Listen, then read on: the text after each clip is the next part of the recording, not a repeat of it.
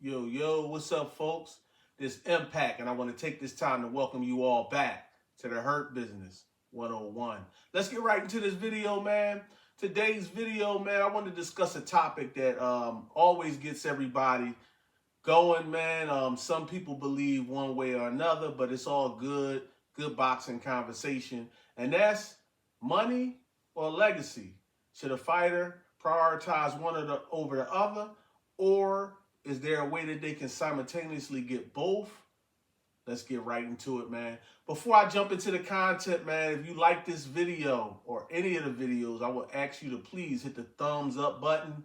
If you're just scrolling through and just so happen to stumble across the video and just watch it, I know it's easy not to even think about subscribing. I do it sometime myself.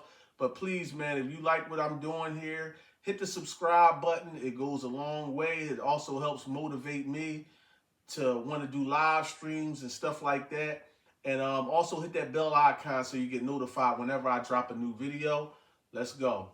Now, when it comes to this money over the legacy thing, I hear it a lot. And my opinion on it has always been the same. Now, I don't want to come off as being selfish by calling another man selfish because they don't want to take less money. That's not where I want to go here. I want to look at it from a different perspective, though. Now, when we talk about this money over legacy thing, it's important. If a guy wants to choose to go one way or the other, choose to just care about making the most money, putting himself in the least harm, by all means, go about and get your bread however you want to get it, man. I'm not trying to tell a person what they should do. We all know what we want to see, but if a person wants to do carry their career or run their situation the way they want to, nobody can do anything about that. It's that person's prerogative to do that. However, if you go that route, just like with any other action we take in life, any other decisions we make in life, there's going to be a reaction from people, from the public, in particular in boxing. The fans are going to have an opinion about it. And you can't control, and you shouldn't get upset when people question your legacy. If you yourself say you don't care about legacy, it's only about the money, then don't get upset when people question your legacy, or when they are comparing you to another fighter, and then outside of the eye talent, the identical records and things like that, you start to look at who they fought. It's always going to come up. And I think the fighters need to really be aware of that. Like, people are always going to say, well, who did he fight? And then you're going to go through your resume, go on your box rec, look through it with a fine-tooth comb and say, oh, see, he didn't really fight this person or that person, that person. And if you chose money, taking the safest route possible without taking risks, that's something that I believe you have to deal with. Now, I do believe fighters should prioritize different things at different stages of their career. And that's up to that fighter to choose when they want to prioritize it. You know what I'm saying? Because boxing careers, like all careers, have stages. Guys start out in the prospect stage where they want to prove they belong. You know what I'm saying? Like, they come in the game, they're not expecting to make a bunch of money right now. They coming in, they just want to prove, listen, I belong here. I think I'm going to be a force to be reckoned with. And then, once they get out of the prospect stage, they make it to that contender stage, and then they want to prove, I can do this. I can contend for these belts. I can win it, become a champion. And, so at that point, usually at the contender stage, man, they calling out everybody. They trying to get the big names in the ring. They're not really worried about the big money yet. They're worried about trying to get those big names in the ring to get their legacy together. And then ultimately, if they win the titles and they start to get accolades, the money goes up, and then they start looking at things more of, some fighters also say, let me try to clean the division out. I want to collect all of these belts. I want to show that I'm the best champion out of all the champions. And then once they kind of achieve that, undisputed and stuff like that, that's when a lot of guys start to move into I'm looking for the more lucrative options. But whatever phase a fighter is in, however he decides to do it, it's up to him. But I'm gonna show you how I've watched this thing shake out since I've been really following boxing. People are this a lot of time the fighters camps and stuff like that, they're very slick. You know what I'm saying? Like they'll act like people are asking guys to take less money to fight tougher fights. That's not the case, okay? Usually how this thing goes is the money is close. It's usually more money to fight the harder opponent, the tougher opponent, right? And then a lot of times this conversation only comes up with the higher profile guys where they kind of get a chance to navigate and pick and choose. Not everybody's in that position. Some guys got to just fight. They got to dog it out. They got to fight who they get. They don't get no easy touches. You know what I mean? They got to get it from the mud. But some guys already got it from the mud, and some guys have just been in that position where they high profile. And like, just take this for instance. Say a fighter has $20 million fight that he can make, $20 million. Fighting a solid guy, but nobody that anybody believes can beat him, and the fighter believes, I can take this guy. I mean, it's a solid, reputable opponent, but I can get him, right? But then he has an offer for $25 to $27 million to fight a killer, somebody on his level, or somebody perceived to be better than him by people. That fighter may be kind of confident in his abilities, but his team, his fighter may be confident in his abilities, but his team may say, well, hey, listen. You can take the 20, and that's an easier opponent. You're more likely to get him out of there, and then you can come right back without taking the harder risk to make that little extra 5 to 7, and you can get another bite at the apple in your next fight. Next time around, you can make another 20 million. That's 40, and you don't risk taking that L. And then ultimately you have made more than that 27, but less risk.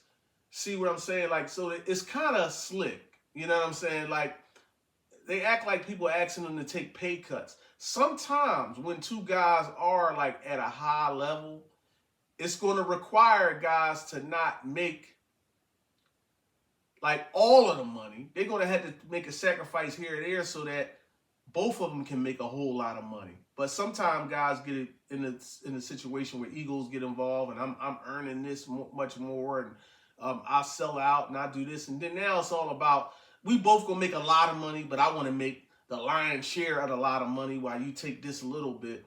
I think this is where you start to come into the play of, I believe, my opinion, that this is where some of these guys need to just come together to get the fans what they want. Because it's ultimately a lot of money on the table.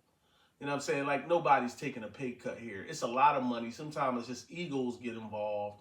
And people start jockeying and talking this and talking that, and it gets all blurred. You know what I mean? But I don't like when people start to get upset at people for questioning their legacies. You know what I'm saying? Like, you can't walk through the raindrops. You can't swim without getting wet. All the cliches in the world apply to this. You know what I'm saying? If you're choosing the path of least resistance, you acknowledge you choose the path of least resistance, and then you get upset at somebody for pointing it out. You can't do that. So, I mean, I think, like, when I look at a guy like, let's just use boxers right now. I think of a guy like Devin Haney. When you listen to Devin Haney talk, Devin Haney has the right idea. He's a breath of fresh air, actually. Now, it's not like I'm Team Haney or I'm going with Team Haney against this person or that person. I pick the fights according to styles, nothing more. But Haney is always talking about, I want to make the biggest and best fights for the most money possible. You see what I'm saying? Like, he understands that I want to make the biggest and best fight for the most money possible. So basically, whatever guy is the best fighter, I'm understanding that I want him. Because Haney is a person that cares about the legacy. He's let it be known. He'll pay the sanction fees and all of that. He wants those belts. He's looking at the belts as, listen, me collecting all these belts means I'm beating these champions and I'm proving I'm the best. I want to clean divisions out. I want all the best guys. I like that mentality coming from the fighter. Also, a lot of the other fighters feel like that, but they allow their teams to kind of like govern and just control what they do. And they just go along. Like Tank has mentioned in the past that I have never asked I have never went into nobody's office and asked for that, for any fights and stuff like that. He mentioned that when he did a interview on $1 million worth of game. Shout outs to Gillian Wallow. He did a interview in there when he talked about he never walked in anybody's office and asked for the fights. I mean, but Devin Haney, he comes out and asks. And the thing I like about it, his dad is on the same page. So his dad is not steering him away from the smoke. So what I'm saying is, regardless who you think will win or lose between those two, if we can use those two guys for a barometer, it seems as though, well, it don't seem as though in my opinion, Tank wants to fight.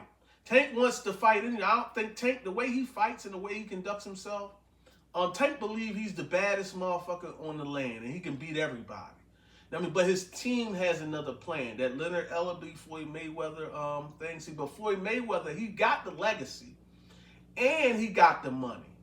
You know what I'm saying? But it seems like with Tank, he wanted to skip all of the going for the legacy part and get straight to the money. I mean, it serves him well as the promoter because, you know, ultimately the more money the fighter makes, he gets a percentage of the money. So yeah, it bodes well for him to go straight for all of the money.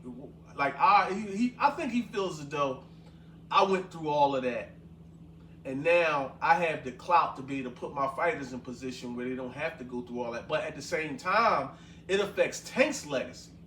It doesn't affect Floyd's legacy. Floyd's legacy is already signed, sealed, and delivered. He's already going down as one of the best to ever lace up a pair of gloves.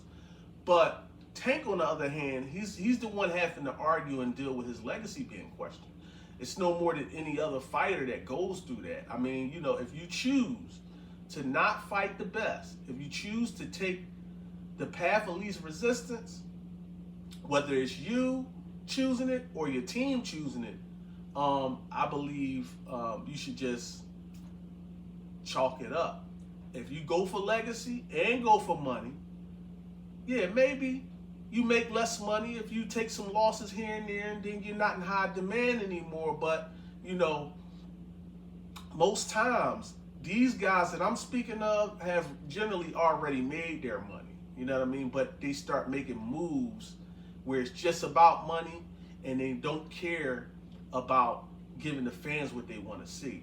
Ultimately, in my estimation, when you give the fans what they want to see, the money is coming.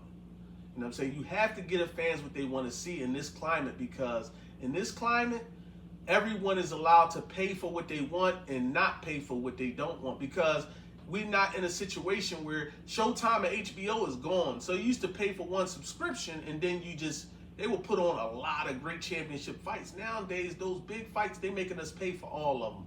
They damn near not giving away those fights unless it's Saudi money.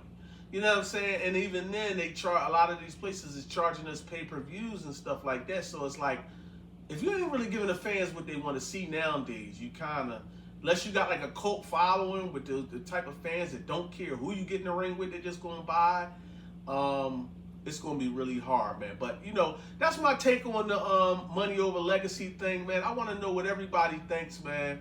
And once again, man, I want to thank y'all for tuning in to another edition of the Hurt Business 101.